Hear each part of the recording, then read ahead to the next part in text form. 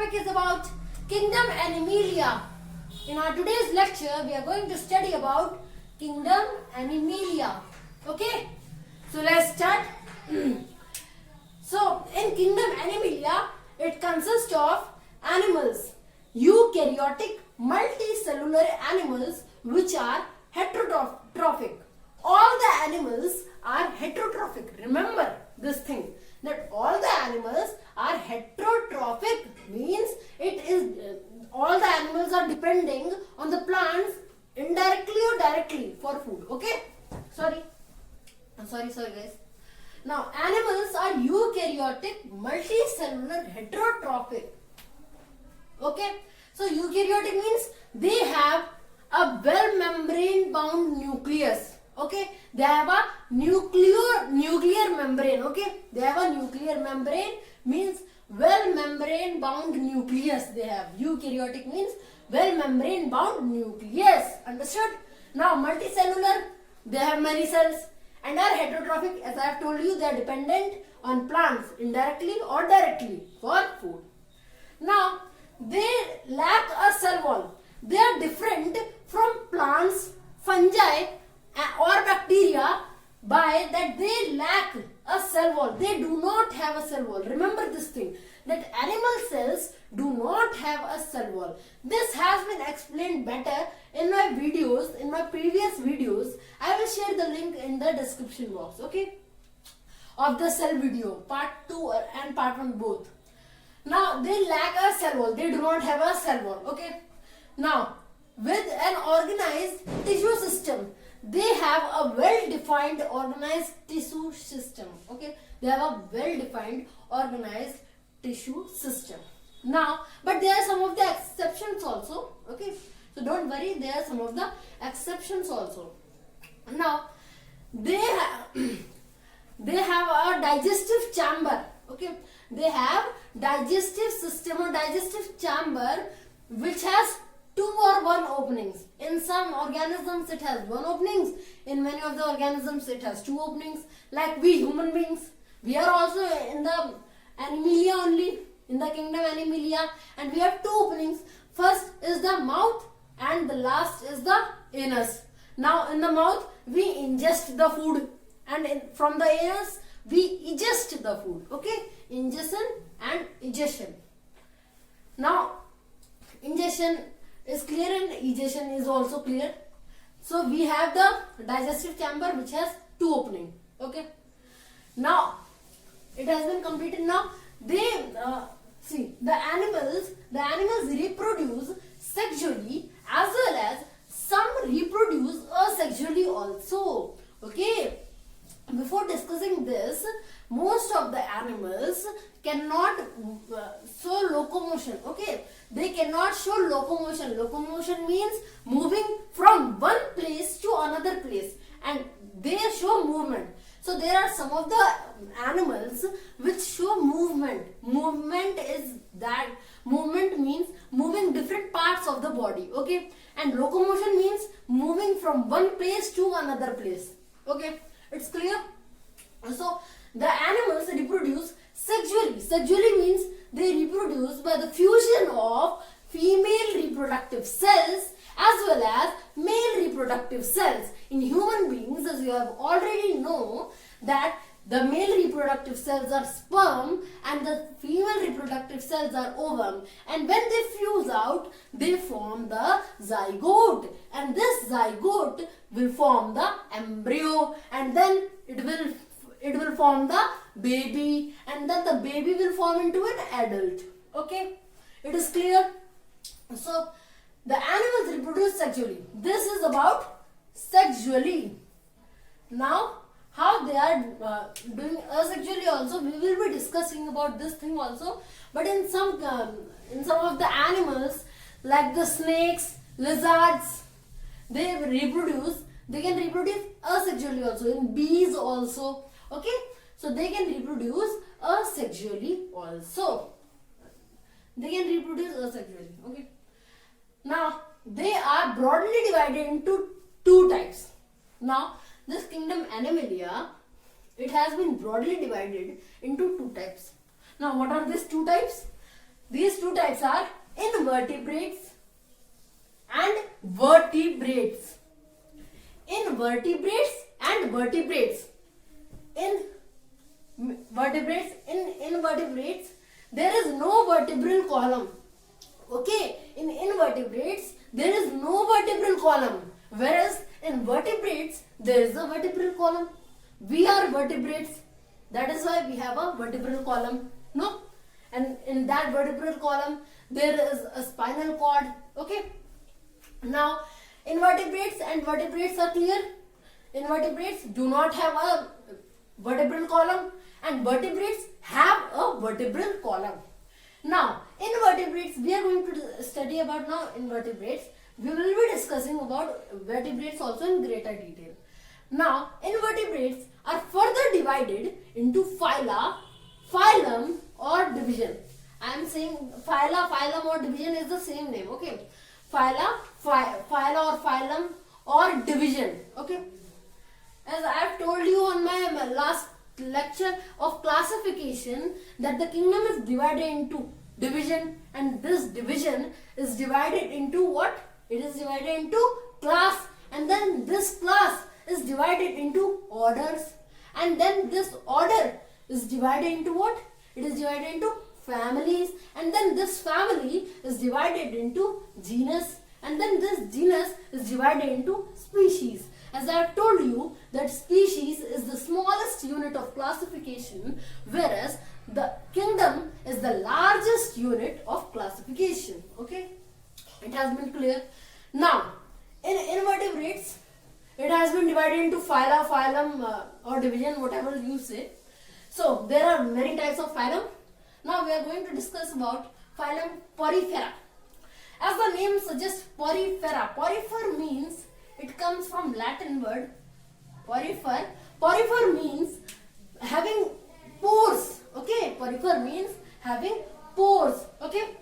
Now, their members are known as sponges. Okay, their members are known as sponges. The members of the Porifera phylum are known as sponges, and the majority of the sponges are marine creatures. Okay, the majority of the sponges are marine creatures, whereas and there are some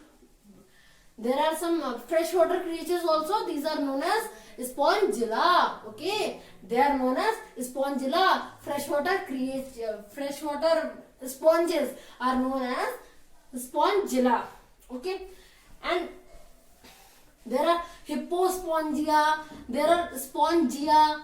These are the types of marine, these are the genera of the sponges, of the marine creatures, of the sponges. Okay. Now, they lack well-developed organ system with a hollow body. Okay. They lack a well-developed organ system. Okay. Remember, they lack a well-developed organ system, and they have a hollow body. In place of this well-developed organ system, they have different types of cells. They have different types of cells which perform different life processes. Okay, they have different types of cells which perform different life processes, and they lack well-developed organ system. It is clear, and they have a hollow body. Okay, their body is hollow, and the outer surface of the body is covered with pores. Okay, the outer surface of the body, outer body is covered by, it has pores in it. Okay, it has pores in it, and through pores only there is a water channel. Through pores, the water channel can flow inside it. Okay, and in the central cavity of it, and at the top, and there is an opening at the top of the central cavity. Okay, the nutrients and the oxygen it has to take is mixed in the water. So the oxygen and nutrients is mixed in the water, and then it flows. The water then floats them into this sponges. No, then the sponges have pores. When it flows, the water channel flows through the pores. It absorbs the water, it absorbs the nutrients and the oxygen from the water. Okay, the pores absorbs the water and no, sorry guys, it absorbs the nutrients and oxygen from the water, and then it drains out the, it drains inside, it's the central cavity, and it, the water, when it has to excrete waste, no, the waste has to be excreted. When this waste has to be excreted, it is excreted through the opening at the top. Okay, it has been excreted through the opening at the top. You can see in the figure. Okay, it is very clear how the structure of the sponges are. Now, adult sponges cannot move from place to place. Sorry guys.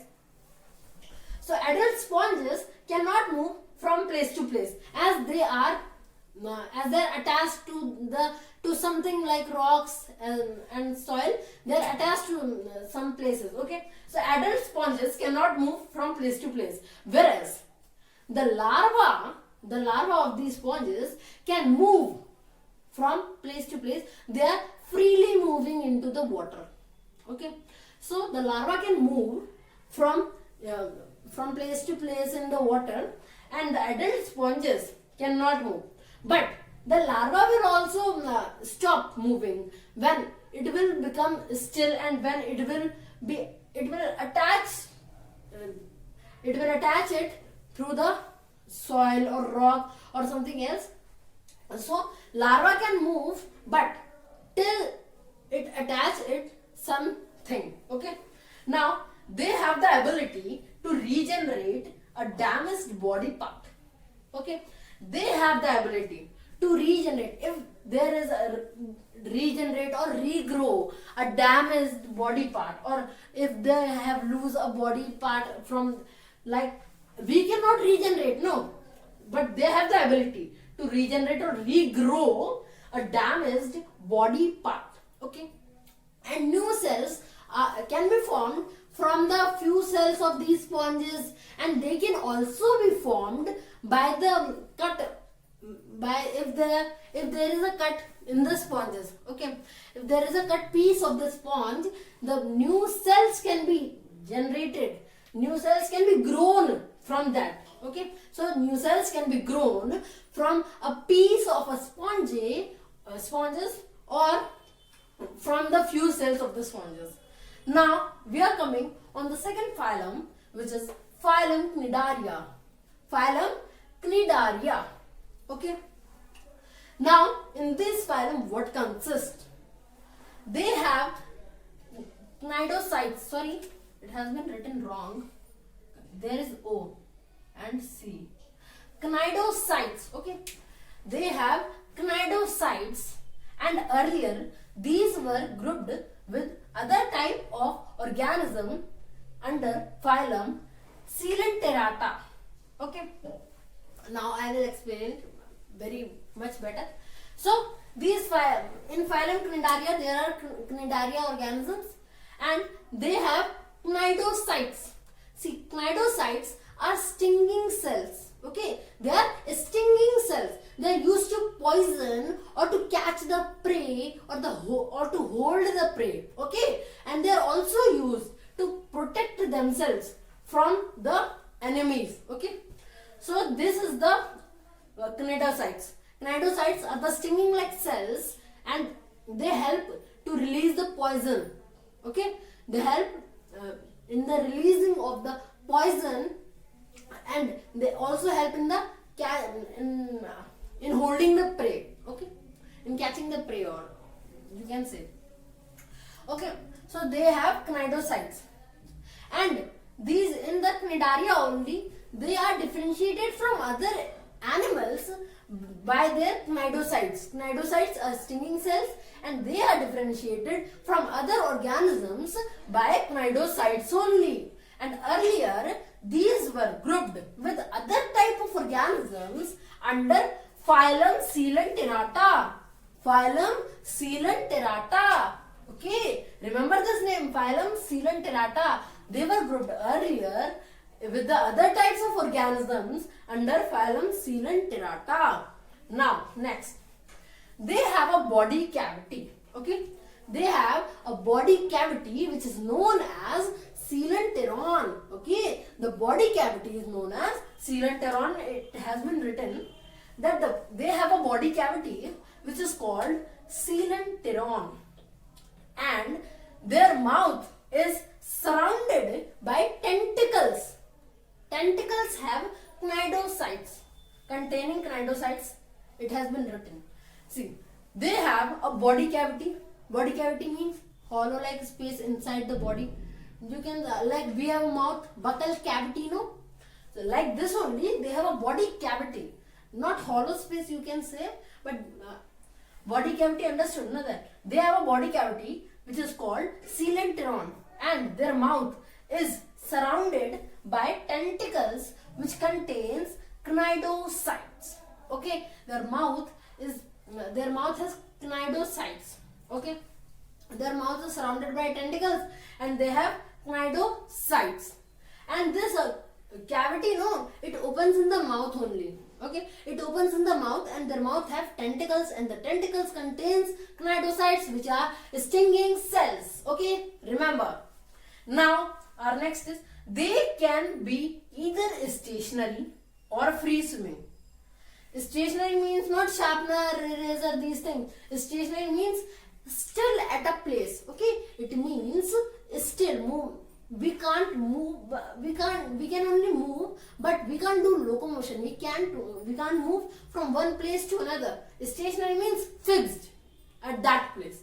So they can be either stationary, they can be fixed, or free swimming. They can be freely swim also in the water. Okay, and can regenerate their damaged body part when they are injured. Okay, they also have the ability to regenerate or regrow their lost or damaged body part when they are injured. Okay, and there are some types of sea anemones. Okay, in there are some types of sea anemones which are coming in the category of phylum Cnidaria. Okay, and there are corals. There are some types of corals which are stationary. Okay, remember, there are some types of corals which are stationary. As I have told you that there are some types of sea anemones which can be free swimming, which can be freely swim. Okay, so